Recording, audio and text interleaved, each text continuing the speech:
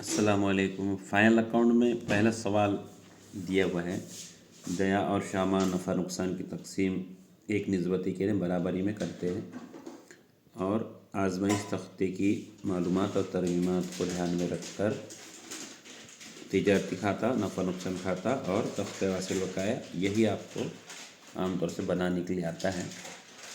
अब ये आजमाइश तख्त दिया हुआ है, लेकिन यहाँ पर फाइनल अकाउंट जो सवाल नंबर 7 में आता है बोर्ड के पेपर में, आखिरी सवाल रहता है और इसके ऑप्शन में कुछ नहीं रहता, इसलिए इसकी तरमीमात पूरी ध्यान से पढ़ लेना।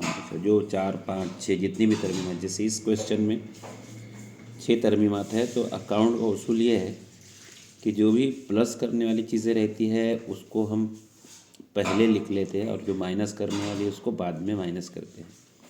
तो माले नुक्ता की तरमीम आएगी, वो पक्का रहती है। तो यहाँ पर 40,000 माले नुक्ता है, ये तो आसान है। दूसरी तरमीम है इमारत और मशतरी को बिलतरतीब 5 और 3% फरसूदगी लगाना है, ये भी इजी है।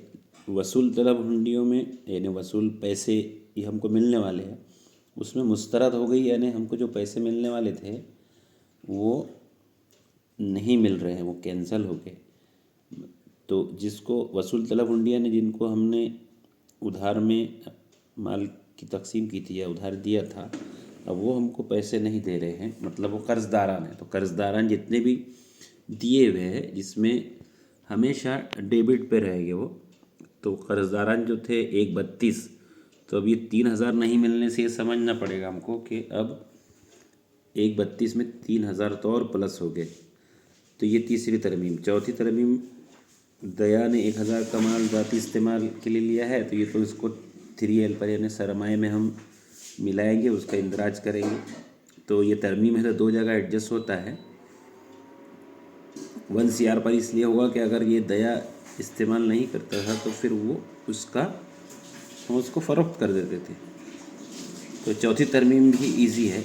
पांचवी तरमीम हमेशा रहती है, ये भी कंपलसरी है। 1,800 रुपये डूब गए हैं, यानी नाकाबिल वसूल हो गए, तो इसको माइनस करेंगे हम। लेकिन कर्ज़दारान में मैंने बताया आपको कि वसूल तलब हुंडियाँ जो मिलने वाली थी नहीं मिली, तो वो कर्ज़दारान में उसको प्लस करेंगे, यानी कर्ज़दारान जो 1,32,500 दिखाई दे रहे हैं ऊपर, वो अब बढ़ गए हैं। तो तीसरी तरमीम, अब पांचवी तरमीम का कनेक्शन भी कर्ज़दारान से है, क्योंकि यहीं से डूबे हैं और उस पर लिखा है कि कर्ज़दारान पर 5% RDD भी लगाना है। तो जो पैसे डूब गए उसको माइनस कर देते हैं और फिर बाद में जो रकम बची हुई है उसमें से 5% मशकूक कर्ज RDD निकालेंगे। छठी तरमीम, 6,000 का माल फ़रोख्त किया गया, मतलब इसके भी पैसे आने वाले हैं, फ़रोख्त किया तो पैसे आने वाले हैं, इसका इंदराज किताबों में नहीं किया गया। अभी अपन ने जैसे पेपर के अंदर सब तरमीमात पढ़ ली, तो अपने को मार्किंग कर देना है इसकी सब की कि कहाँ कहाँ पर आएगी। तो सबसे पहले अब माले दुख्ता का अगर आप कर रहे हैं तो वो 40,000 आप लिख लेंगे, तो ये हमेशा 1 CR पर आता है, क्योंकि माले दुख्ता को हम जब 1 CR बोले तो फ़रोख्त की साइड रहती है, मेनली तिजारती खाते की क्रेडिट साइड। ये देखिए माले दुख्ता, यहाँ पर माले दुख्ता हमने लिख लिया 40,000, और दूसरा इसका 3A पर आएगा, क्योंकि ये हमारा असेट है और इसको बेचकर हम पैसे हासिल करेंगे। तो ये असासजात पर भी आपको माले दुख्ता दिख रहा है, वही रकम है 40,000, उसमें कोई फ़र्क नहीं रहता। तो ये तरमीम बहुत आसान रहती है, बस इसको 1 CR 3A पर आप लिख दो, ये मार्किंग याद रखो आप। 1 CR यानी तिजारती खाते की क्रेडिट साइड और 3A यानी असेट साइड। दूसरी तरमीम है इमारत और मशीनरी बिल तरतीब 5 और 3% उस पर फरसूदगी लगाना है, तो उस पर उसका भी हम 2 जगह एडजस्टमेंट करेंगे। तो इमारत जो है वो इसमें 75,000 है, तो 1 0 कम करने के बाद 7,500 जो आता है वो 10% आता है, लेकिन 5% चाहिए, इसलिए उसका 37,50 उसका टोटल होता है। जो 5% फरसूदगी है उसमें से माइनस करने के बाद 71,250 आउटर में, और मशीनरी के जो दिए हुए यहाँ पे 1,14,800 की मशीनरी है, उसका 3% यानी 2 0 करने के बाद 11,48 आ रहा है, 2 0 1% निकालना है तो 2 ज़ीरो माइनस कर देते हैं। तो रकम दिख रही है 1148, उसको 3 गुना कर दिए तो वो 3444 हो रहा। वो माइनस करने के बाद 1,11,356। तो ये तरमीम यानी इमारत की और मशीनरी की जो फरसुदगी की रकम है वो तिजारती खाते में नुकसान हो गया, सॉरी तिजारत में नुकसान हो गया तो नफ़ा नुकसान खाते के यानी 2DR पर उसको लिख लेंगे दोनों रकमें 3750 और 3444, 3444 रुपये। तो जितना नुकसान हुआ इमारत पर फरसुदगी वो 3750 और 3444, ये मशीनरी पर दोनों इमारत और मशीनरी दोनों असासों पर फरसुदगी हमने लिख लिया। उसके बाद जो तीसरी तरमीम में मैंने आपको बताया कि वसूल तलब हुंडियों में मुस्तरद हुंडियाँ। अब ये हुंडियों की जो भी तरमीम आती है इसका एडजस्टमेंट 3A पर ही होता है, क्योंकि वसूल तलब हुंडिया वो भी हमारा एसेट है और कर्ज़दारान भी हमारे एसेट है। मैंने सवाल के शुरू में बोला कि वसूल तलब हुंडिया यानी वो रकम जो हमने उधार में ताजिरों को दे के रखे थे, अब उसकी हमको रकम मिलने वाली थी और रकम मिली नहीं तो वो मुस्तरद हो गई। तो इसको हम कर्ज़दारान में प्लस करेंगे और वसूल तलब हुंडियों की जो रकम दी गई है वो यहाँ पर आप इसको देखिएगे तो यहाँ पर वसूल तलब हुंडिया सेकंड नंबर पर ही आपको दिख रहा है। वो 28,000 मिलने वाले थे, अब वो मिले नहीं तो अब वो 25,000 रह जाएंगे और कर्ज़दारान बढ़ जाएंगे। तो ये तीसरी तरमीम को हम प्लस करके ये देखेंगे। अब वसूल तलब हुंडियों पर हम गए, वहाँ पर 28,000 आजमाइश तख्ते में आपको बताया मैंने, वहाँ मुस्तरद हो गई यानी वो कैंसिल हो गई। तो 28,000 में से 3,000 गए, आउटर में 25,000 और कर्ज़दारान के अंदर ये सबसे पहले मुस्तरद हुंडियों को हम मिला लेंगे। मैंने आपको बताया एक 32,500 में 3,000 जमा करेंगे, एक 35,500, ये टोटल यहाँ तक लिख के फिर अगली तरमीम देखेंगे। फिर उसके बाद एक शरीक है दया ने 1,000 का माल ज़ाती इस्तेमाल के लिए निकाला है, उसकी तरमीम करना है। तो ये इसकी मार्किंग 2 जगह रहती है, ये भी बहुत आसान है, इसमें कोई मुश्किल नहीं है।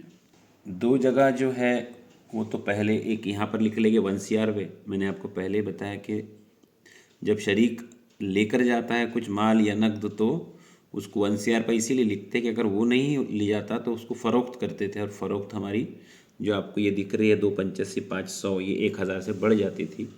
लेकिन ये कंपनी के मालिक ने 1,000 लेकर गया तो यहाँ पर अलग से उसको लिख देंगे और सरमाए खाते में से उसको माइनस कर देंगे। मतलब जो उसने ये उसका हिसाब जो है वो ले जाया गया माल 1,000 यहाँ माइनस कर दिए।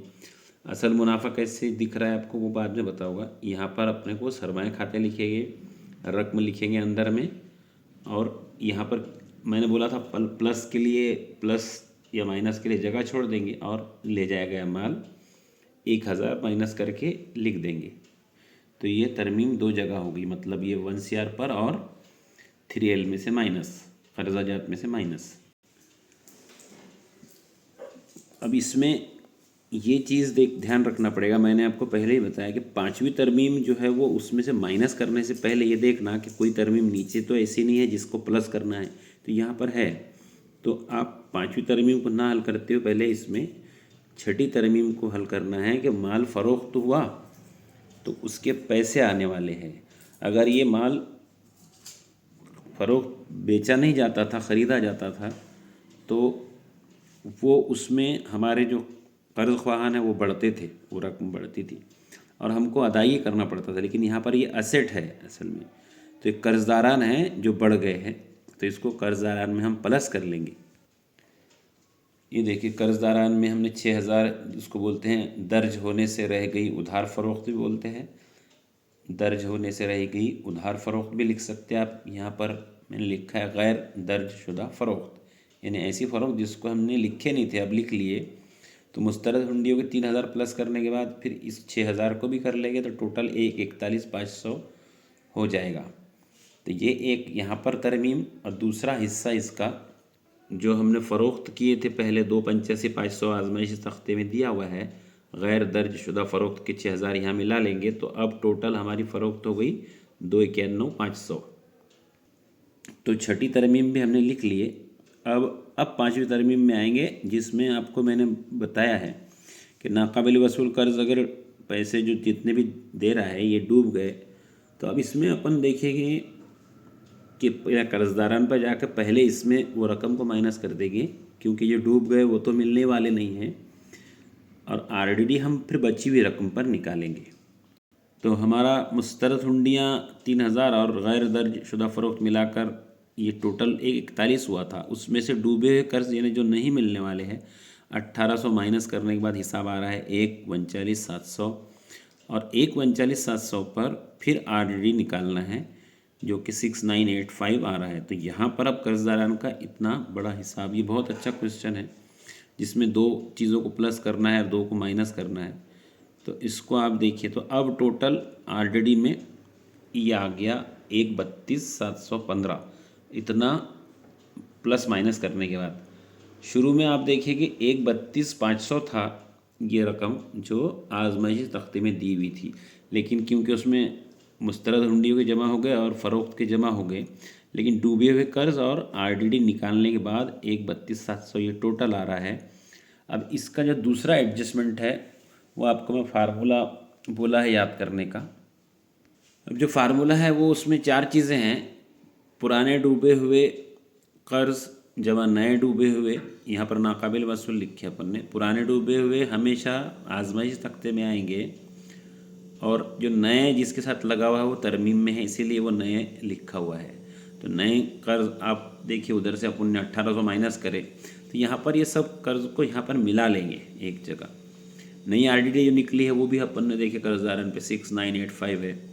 तो पुराने डूबे हुए, नए डूबे हुए और नई आरडीडी, इन दोनों का प्लस, और पुरानी आरडीडी जो सवाल में दी हुई है वो 1800 माइनस, इन तीनों का प्लस, यानी 9,785 में से 1800 गए, आउटर में 7,985, ये तरमीम आएगी। और ये सबसे अहम तरमीम है, ये अगर सही कर दिया आपने तो पूरा क्वेश्चन सही हो जाता है, बाकी फाइनल अकाउंट में कुछ रहता नहीं ज़्यादा। तो यहाँ पर आपने तरमीमात तो पूरी 6 के 6 हल कर दिए। अब हम देखेंगे कि मार्किंग ज़ख़ीरा, ये इब्तदाई ज़ख़ीरा है, इसको 1 DR पर लिख लेंगे, और वसूल तलब हुंडियों का हमने यहाँ पर स्टार बना हुआ है। मजदूरी और तनख्वाह मैंने आपको तारुफ के अंदर इंट्रोडक्शन के अंदर बताया है कि मजदूरी और तनख्वाह लिखा हुआ है यहाँ पर, तो तनख्वाहें जो लिखी हुई है पीछे उसको नहीं गिनेंगे, सिर्फ मजदूरी को 1 DR पे लिखेंगे। मतलब ज़ख़ीरा भी 1 DR पर, मजदूरी 1 DR पर, और ख़रीद 1 DR पर, ये तीनों मदें 1 DR पर हम लिख देंगे। तिजारती खाता क्योंकि पहला खाता रहता है इसलिए उसको 1 DR डेबिट साइड में बोलेंगे। इब्तदाई ज़ख़ीरा जैसे मैंने आपको बोला वो लिख दिए, और ख़रीद जो है वो ख़रीद में से ख़रीद वापसी भी है, इसलिए 1,48 में से वो 4,000 माइनस करेंगे, आउटर में 1,44 लिखेंगे। और मजदूरी और तनख्वाहें मैंने आपको बताया कि क्योंकि मजदूरी पहले है इसलिए इसको 1 DR की मद समझेंगे। तो ख़रीद वापसी और फ़रोख्त वापसी को भी हमको ध्यान रखना पड़ेगा, वो है क्या सवाल के अंदर। तो जब भी हम ख़रीद को देखेंगे तो ख़रीद वापसी और फ़रोख्त वापसी, तो यहाँ पर फ़रोख्त वापसी रहती है, ये ऐसी मद रहती है अकेली जो फ़रोख्त में से यानी 1 CR में से माइनस करेंगे, और ये जो ख़रीद वापसी रहती तो इधर है जमा बकाया पर, लेकिन इसको ख़रीद में से माइनस करेंगे। मतलब ये जो हमने ख़रीदा था वो हम वापस कर दे रहे, हमको माल पसंद नहीं आया, और फ़रोख्त वापसी का यानी जो हमने बेच दिया था वो हमको रिटर्न आ गया, इसलिए वो हमारे लिए नुकसान है और ये हमारा फ़ायदा है, इसलिए इसको जमा बकाया पर लिखा हुआ है। ख़रीद में से मतलब अपन ने ख़रीद पर जो 65,000 खर्च किए थे शुरू में, नहीं सॉरी, ये ख़रीद की जो रकम है वो 1,48 है, तो उसमें से ख़रीद वापसी ने 4,000 का माल हमने वापस कर दिया, तो अब ख़रीद पर हमारे 1,44 ही खर्च हुए, तो इसलिए उसको माइनस कर देंगे। उसके बाद मोटर कार पे कोई तरमीम नहीं है तो ये 3A पर वैसे के वैसे लिख लेगी। नाकाबिल वसूल कर्ज़ ऊपर से ज़ख़ीरा वसूल तलब हुंडियों की तरमीम हमने कर लिया, मजदूरी लिख दिया, नाकाबिल वसूल कर्ज़ लिख दिया, कर्ज़दारान के अंदर ये सब चीज़ें आ गई। ख़रीद को देख लिया, मोटर कार वैसे के वैसे लिख दिया, मशीनरी की तरमीम हो गई, मुहासबे की फ़ीस 2 DR पर आएगी, और फ़रोख्त वापसी को फ़रोख्त में से माइनस करेंगे उधर। बट्टा ये जब डेबिट पे लिखा हुआ है तो ये बट्टा हमेशा यहाँ पर मतलब नामे बकाया पर है तो 2 DR पर आएगा। इमारत की तरमीम हमने कर ली है। बैंक नकद 3A पर लिखेंगे, 10% ये छुपी हुई तरमीम है रासुल माल की। तो ये देखेंगे हम, ये देखिए 10% रासुल माल मतलब 20,000 पे 2,000 हमको सूद मिलेगा, तो टोटल 22,000 हो जाएगी आउटर में। और क्योंकि ये आमदनी हमारे लिए, क्योंकि रासुल माल इन्वेस्टमेंट है, इसको सरमायाकारी भी बोलते हैं, तो 10% सरमायाकारी अगर आपको दिया हुआ है तो उसको रासुल माल ही समझें, और उस पर सूद मिल रहा है 10% मतलब 2,000। तो इसमें नफ़ा नुकसान खाता जो है वहाँ पर भी रासुल माल पर सूद इधर आमदनी पे हम लिखेंगे। इसमें और एक छुपी हुई तरमीम है इश्तिहारात, और ब्रैकेट में यहाँ पर 9 माह के लिए लिखा हुआ है, मतलब जो रकम आपको दिखाई दे रही है 4500, इसमें 3 महीने का बकाया है। इश्तिहारात जो है वो असल में 2DR की यानी नफ़ा नुकसान खाते का हमारा ख़र्च है वो, तो खर्च नुकसान को हम यहाँ लिखते हैं। तो वो 9 महीने के 4500 है, तो 3 महीने के बाकी है, यानी हर महीने 9 पंजे 45, हर महीने हम 500 रुपये खर्चा करते हैं। तो अभी 4500 ही खर्चा किए जो आजमाइश तख्ते में दिख रहा है। अब 3 महीने के बाकी है, यानी सर पर बोझ है, तो ये आउटर में 6,000 हो गया, और यहाँ पर 3L पर इश्तिहारात 3 महीने के लिए है, वो 1500 जो वहाँ पर हमने प्लस किए थे वो यहाँ पर हमको अदा करना पड़ेगा, इसलिए ये 1500 यहाँ पर आपको दिखाई दे रहे हैं। आखिर में जो है हक़ की मिल्कियत इजारादारी है, ये इसको रॉयल्टीज़ भी लिख कर देता है, इंग्लिश में रॉयल्टीज़ बोलते हैं इसको, इसलिए उसकी उर्दू याद रखिए, हक़ की मिल्कियत इजारादारी यानी रॉयल्टीज़। तो ये 1DR पर लिखते हैं हमेशा। उसके बाद में महफूज फ़ंड यहाँ पर 3L पे आएगा, सरमाया खाते 3L पर आएगा दोनों के, कर्ज़ ख्वाहान 3L पर आएगा। RDD की तरमीम हमने कर लिया, और फ़रोख्त पे इसलिए स्टार है कि फ़रोख्त वापसी है, जो ये 2,85,500 है, और वापसी जो है फ़रोख्त वापसी वो 2,000 है, तो उसकी तरमीम हमने कर लिया। बकाया मजदूरी ये 3L पर आएगा, ख़रीद वापसी हमने माइनस कर लिया, और बट्टा क्योंकि यहाँ पर क्रेडिट साइड पर है इसलिए 2CR पर इसको आमदनी 1,800 रुपये, इसको भी हम लिखेंगे। तो फ़रोख्त वापसी देखो माइनस कर लिए उसमें, और वो भी लिख लिए, और ये हक़ की मिल्कियत यानी रॉयल्टीज़ भी हमने लिख लिए 3,000। इस तरह से जब हम पूरा सवाल यानी आजमाइश तख्ते की हर मद को देख लेंगे, तरमीमात हल कर लेंगे, तो फिर खाता बंद करेंगे। आमतौर से इसमें 1CR जो है ये बड़ा होना चाहिए, क्योंकि इसमें सबसे बड़ी मद रहती है फ़रोख्त की। अब फ़रोख्त ज़्यादा है, यानी यही हमारे लिए मुनाफे काम करेगा।